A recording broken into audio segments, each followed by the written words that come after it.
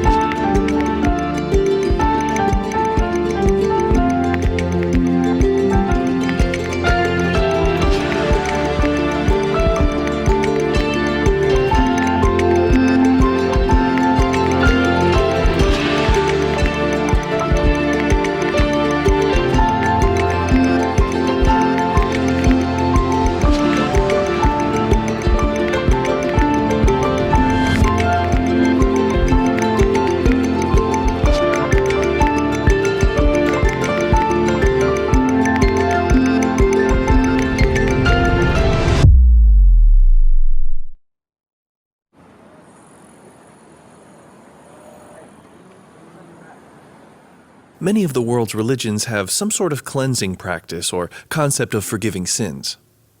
Have you ever wondered why that is? Billions of people, all of whom on some level feel there's a part of them that's dirty, that needs to be cleaned. The first century Jewish culture Jesus was a part of was absolutely obsessed with ritual cleansing, the process by which a person would immerse themselves in a body of water to cleanse themselves of external impurities. This was extremely important, as being ritually unclean meant that one could not take part in the various religious festivals and services that were such a vital component of that culture. The most common method of cleansing would be to immerse yourself in a mikvah, a ritual bath.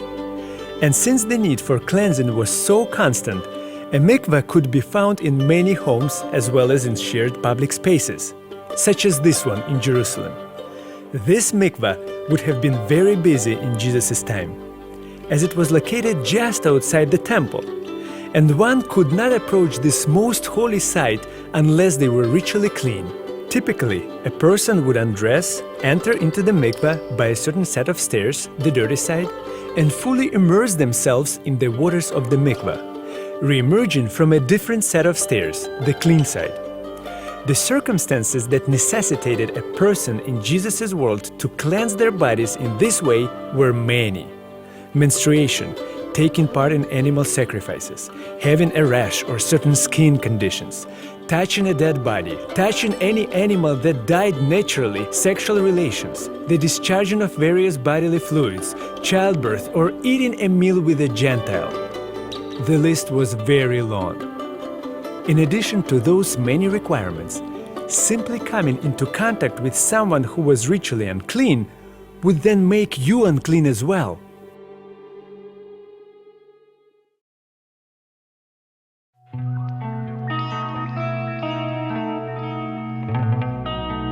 Today, we don't really view each other in terms of our external cleanliness, but it's easy to take for granted just how important it is for us to feel and to be clean. And unfortunately, in this city, not everyone has that luxury. It's not one of those things we think about much, but for people in those situations, not having access to water, clean clothes, and basic hygiene dramatically affects how other people look at them and how they feel about themselves. We may not think about it much, but it's there in us. We need to feel clean. So I headed up to the Bronx to spend time with a group that helps provide that for people. They're called Fusion Bilingual SDA Church, located in the South Bronx. And I spoke with Sandy Vasquez, their director for community service. We talked about the meaning behind the name Fusion. Firstly, it's because they were started by a group of young bilingual Hispanics. Like the South Bronx itself, they're a fusion of different languages and cultures. But there's another reason for the name Fusion. And then fusion also because we fused with the community. Our churches, half of the members are community members that we have reached out to. And what does that mean, community members? Well, to us is we're in the South Bronx, and this generation decided to go outside and meet the community. And we started integrating the community into our church. So we're part community. And I got to experience that welcoming sense of community firsthand as they shared a delicious meal with me and the crew. Now, you just treated us to an awesome meal earlier. Yeah. And you mentioned that the food that everyone eats here is the same food that you go and share with the community. Exactly. Why, for you, is that important? Yes, because we want them to feel that we're sharing. It's not out of pity. So it's a meal that we could sit together and break bread together.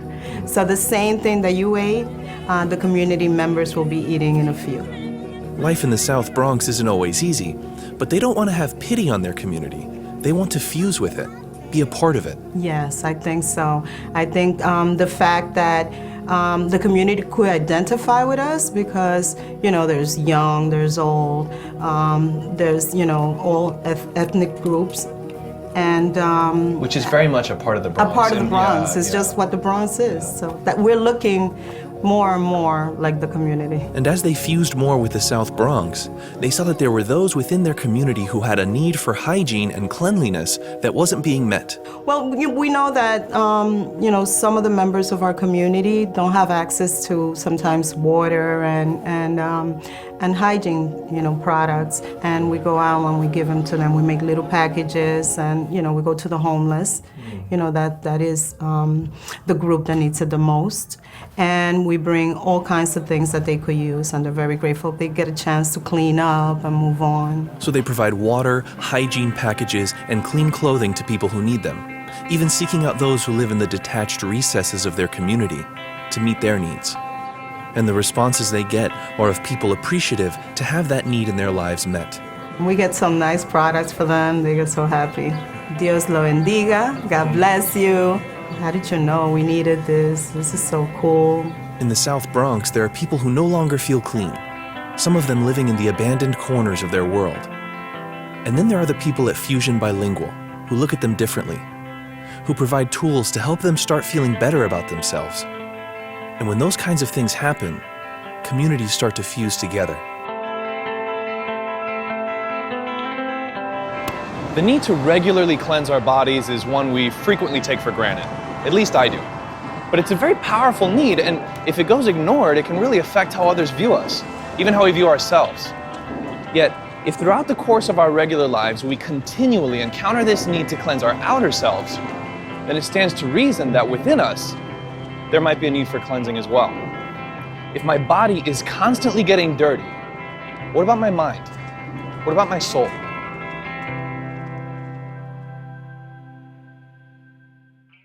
In Jesus' first century Jewish world, cleansing on the deepest level, the cleansing of sin, could not be accomplished in a mikvah. That could only be carried out through a priest sacrificing an animal. And that sacrifice could only be done in one place, the temple. Through the regular sacrifice of animals, the sins of the people of Israel were believed to collect in the temple throughout the year. Finally, all of those sins would be absolved on the one very important day, Yom Kippur, the Day of Atonement. Of the thousands of priests that worked in the temple, the most important was the high priest. And the most important function of the high priest was cleansing the temple of all of Israel's sins on Yom Kippur, the Day of Atonement. It was a huge event, with large crowds gathering in the temple courtyard to witness the atonement of all of their sins. By the time the high priest had finished the process, the crowd would leave feeling the immense relief of knowing all of their sins had now been forgiven. The high priest was perhaps the most revered person in the culture of Jesus' time, because he was the one responsible for the monumental task of atoning for an entire nation. He carried out that vital act of inner cleansing. This was so important to the people of Israel because without that cleansing, they wouldn't be fit to stand before God. In the Gospels, Jesus is the most important figure as well, and he is also presented as a priest. This was so important to the Gospel writers, because according to them, Jesus did not just cleanse people, he allowed them to stand before God.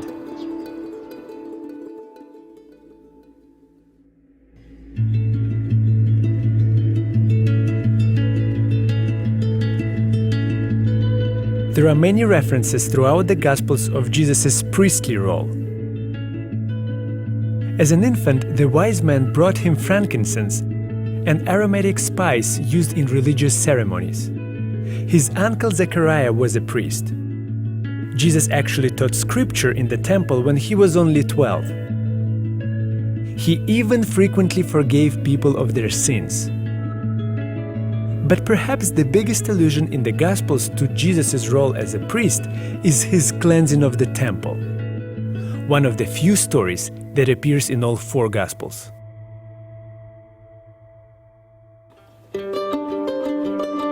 This is the Temple Mount in Jerusalem. Its most significant structure is Kabat as-Sakra, the dome on the rock. This Muslim shrine covers a rock that holds sacred meaning for both Muslims and Jews. Muslims believe it to be the rock from which their holy prophet Muhammad ascended to heaven in his night journey. For the Jews, it is believed to cover the rock on which Abraham nearly sacrificed his son Isaac. It is on this same holy site that the temple stood 2,000 years ago in the time of Jesus. In that time, the temple was the holiest place on earth, believed to contain the very presence of God. Because of this, it was the only true place of worship in the world for a Jew. The caretakers of this most precious symbol of Israel's identity were the priests. Thousands of priests performed various functions in the temple, from sweeping the floors to daily sacrifices all the way to the high priest carrying out the sacrifice on the Day of Atonement. Shockingly, the Gospels depict Jesus entering into this sacred place and wreaking havoc.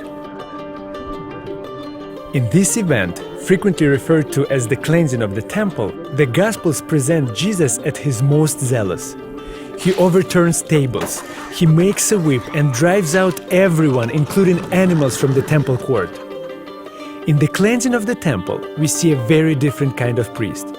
Someone whose passion for God drove him to take bold steps to drive his religious group to change.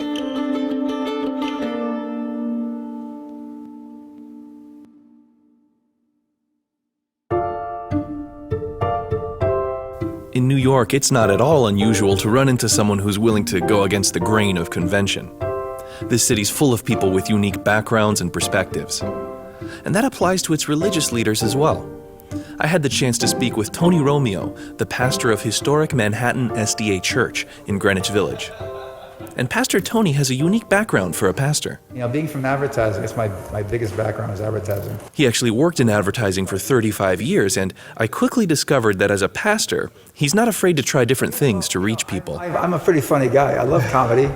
I think comedy kept me sane. I had my eye removed at 14 years old. But when I started saying, gee, how can I go out there and really make sort of a public presence? I'm a minister. Should I go into a comedy club? So one night I tried it. I had some material from my Italian background. My father came from Italy. That was his boat. That was his boat coming from Italy. When I opened my little stand-up routine, I tapped my glass eye. A little sound check first. I give him one of these. It's very real. Is everybody okay? And he did a good 10-minute set, using a lot of material about his glass eye, like this bit about dropping his glass eye in the shower. You kind of look at it. You're not quite sure, am I looking at the eye? Is the eye looking at me? You don't know what's going on. You have no idea what's going on here. And you might ask, and in fact a lot of people did, what's a preacher doing at a comedy club? And why I do that is I just wanted to be touching people. I always wanted to touch people. He wasn't trying to upset people or be provocative in any way. He just wanted to reach out and interact with people who would never otherwise choose to walk into his church. See, I'm very naive about the box people want to put you in. I just think you need to go out there and meet people. There's one comment. He just wanted to put himself out there and meet new people, to let them get a different, more accepting view of his profession, of his church, and his God.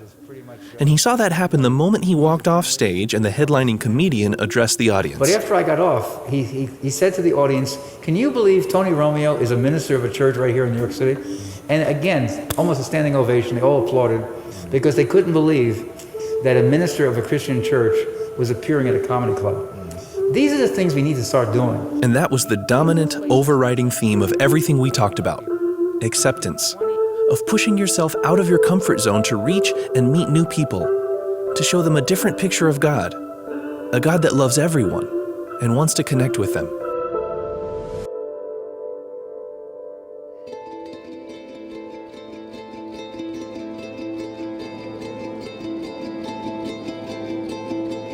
This is the Wailing Wall. Originally a retention wall for the foundation upon which the temple was built. It's of special significance for the Jews because the wall represents the last remaining vestige of the temple.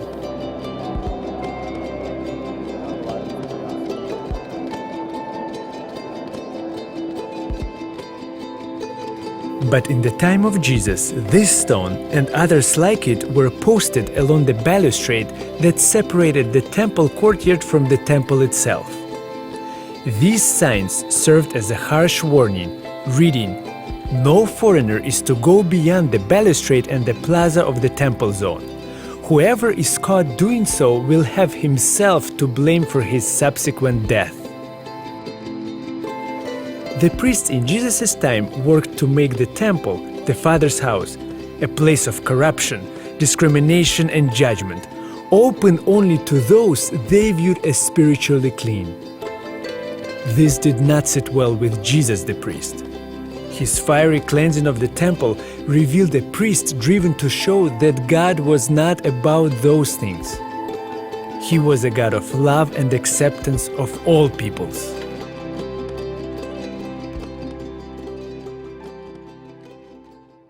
From the beginning of our talk, Pastor Tony emphasized that he believed Jesus' accepting, loving attitude toward all people would make him a perfect fit for New York.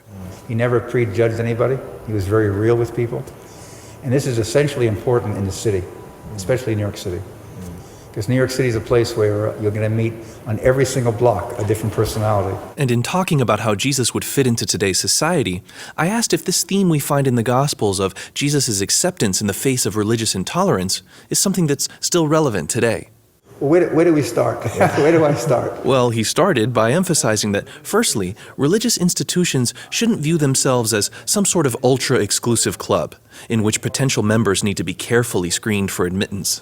But acceptance is important because you can't, we're not the TSA, like at an airport. People would think we're the TSA. To bring people into the church, they have to pass this, got to pass this code. Right. You just bring them in, Right. Just bring them in and let the Holy Spirit work with them. And that's what's so important about acceptance. It's not just the thing that gets someone in the door. It's the very thing that can change someone's life. That acceptance itself can be transformational, Of can course it? it can. Just the Of notion of course. someone Somebody who loves is, someone loves me and when no one else does, Right. that itself can be Right. transformational Exactly. for someone. And there's nothing up my sleeve. That's key. Yeah. To genuinely accept and love someone can change their life. But when the opposite happens, it can cause lasting damage. And Pastor Tony knows that feeling firsthand. He recounted a story from when he first started in the ministry. I'm there. I'm all charged up to go into the ministry. And a man comes up to him. He's a minister. Comes to me and said, "Well, Tony, it's nice of you to want to go into the ministry, but because you have one eye, God can never use you because you're like a lamb that was blemished."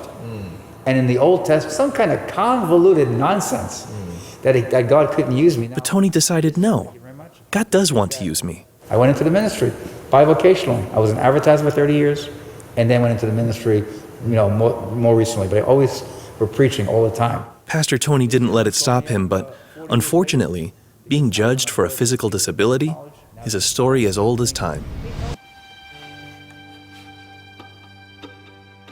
In addition to not accepting foreigners, the temple priests had a stern policy of not allowing anyone with physical disabilities to enter into the temple.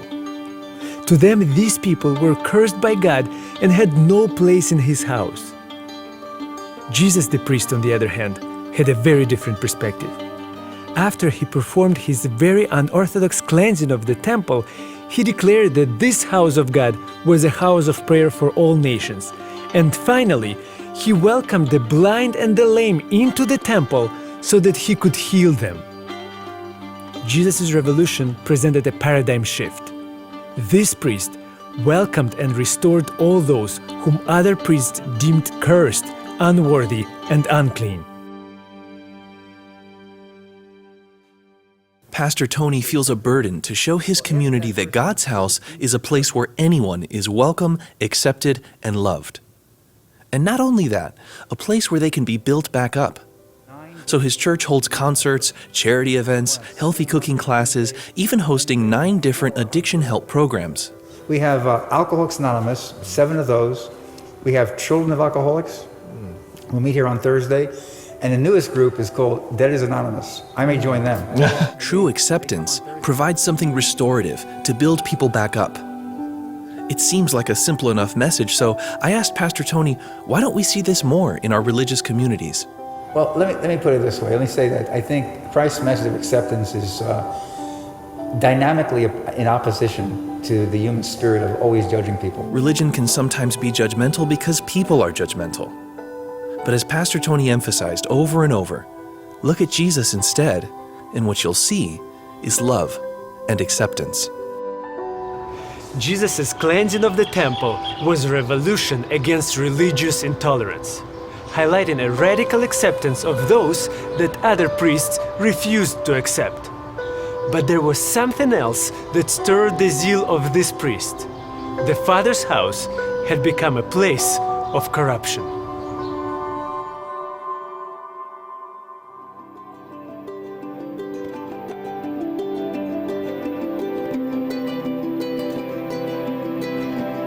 If you want New York summed up in one image, this is it: the Brooklyn Bridge. Connecting the boroughs of Manhattan and Brooklyn, it's to me a perfect symbol for the city. You see, 4 of New York's 5 boroughs are on an island, and what keeps the city connected are its miles and miles of tunnels, subway lines, and bridges. Back when it was built, the Brooklyn Bridge was a marvel of engineering. The first steel wire suspension bridge ever built. By far the longest suspension bridge ever built. And looking at those towers, they're still pretty amazing. When construction was completed in 1883, Brooklyn was its own separate city, and the only way to make it from one city to the other was to cross the East River on a boat. But the Brooklyn Bridge was specifically designed for people to be able to walk on it, above the traffic. Now, any poor kid from Brooklyn who had stared across the river in amazement at the grand, imposing, inaccessible city of New York could simply put on her shoes and walk there. That short, roughly 1-mile walk was a journey to another world. What had been distant was now near. What was once impossible was now right there.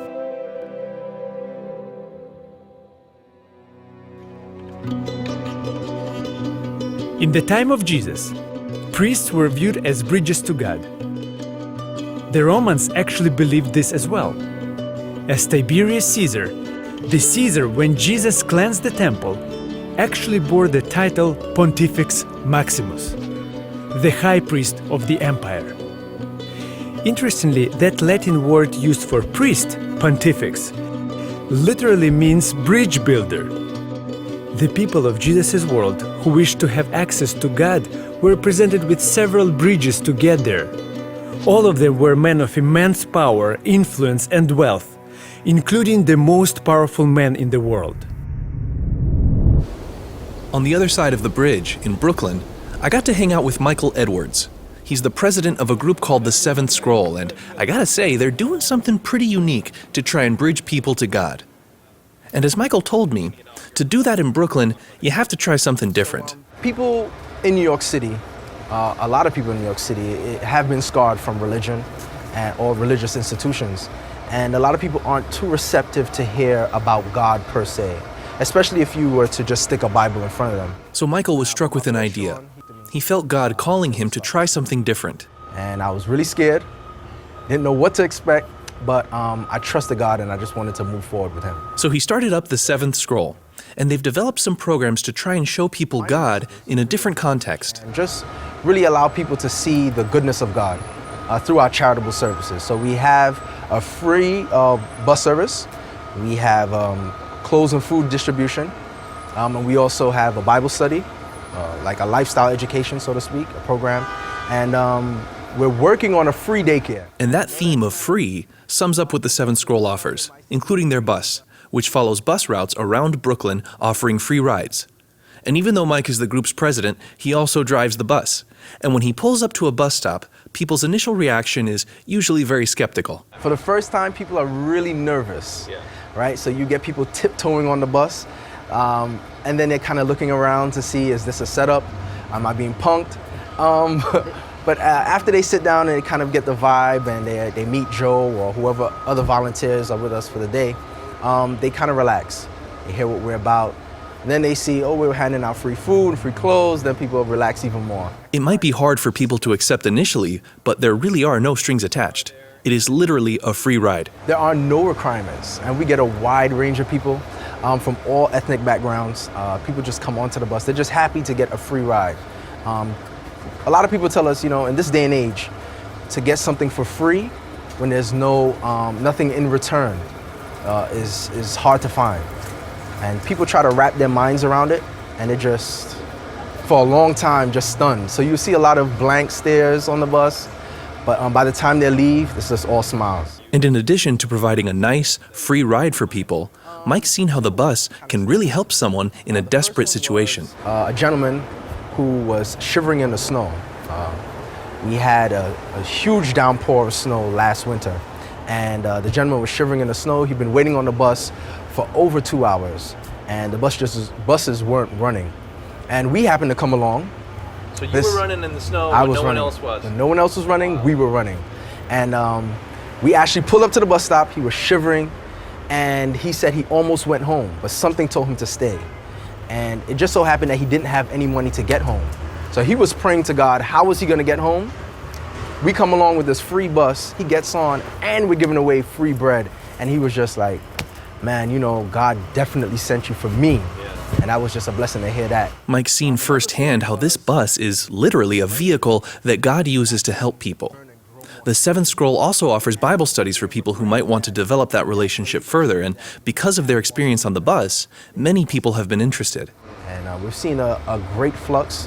We started at about 5 people in our Bible study, and now every Friday we get upwards of 60, 65 people. So we're growing steadily, and we're just thanking God for what he's done. This bus allows Mike and his team to offer the people of Brooklyn something truly free that can get them where they need to go.